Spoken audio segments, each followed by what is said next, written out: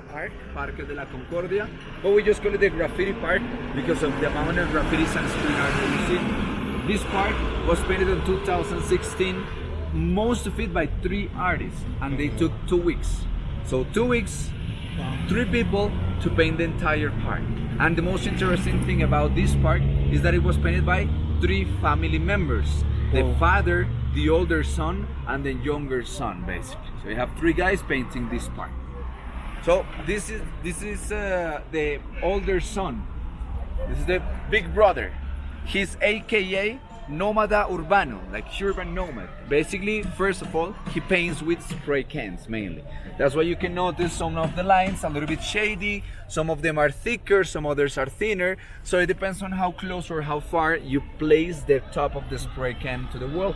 The closer it is, the thinner, more detail, the farther, the thicker, but more shady, basically. Also depends on the top of the spray can that you use. There are some that are wider, some others just a little bit smaller.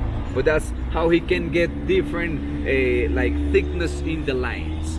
Plus, he likes to paint anything related to the indigenous community in Colombia. That's why you see the indigenous face, the eyes, and then the eagle on top. The eagle was one of the animals that it used to be associated with the governor, with the cacique of the community, because he was the guy that he was allowed to fly away on his mental journeys and get the knowledge on how to govern his community. So, Nómada Urbano, big brother, okay? Then, the next one, this way. This is the father. The father, aka Rodec, so Rhodes. He paints mainly with pencils and brushes. That's why you can tell the difference between these lines and these lines. More shady, more like consistent. So here's an art teacher. He born in the 60s, so he's very into psychedelic style and the hippism. So he likes to paint very psychedelic figures. Oh, you could tell. That's why you can eyes. see different pairs of eyes and shapes, circles, colors, stripes, so on and so on. So that's the father, Rhodes. He was the one who taught to the sons how to paint, but he never painted on the street before until these 2 asked him to come and join them. Once he painted in the streets for the first time, he fell in love with graffiti. That's why now you will see him more often. And then this is the youngest son. So this is the little brother. He's AKA Malegría, a combination between mal and alegría. Mal, evil, alegría, happiness. So like evil happiness is the combination of him. He uses both spray can and pencils. You can tell the influence of his father because of the eyes. He also liked to paint eyes. But the difference between the eyes of the father and his eyes is that those are more symmetric than these ones. These ones are more like creepy and scary. Plus, when he was a kid, he used to have lots of nightmares.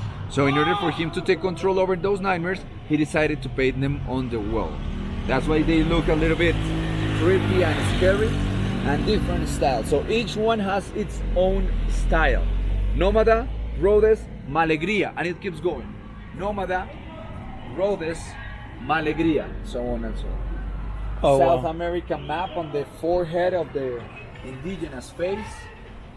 Then again, you see the pairs of eyes, symmetric eyes, so that's the father. And then you see the unsymmetric eyes, so that's the youngest son.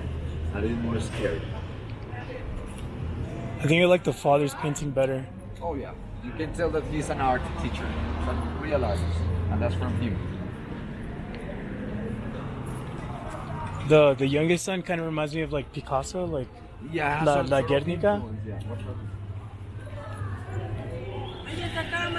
Watch your step. Watch your step.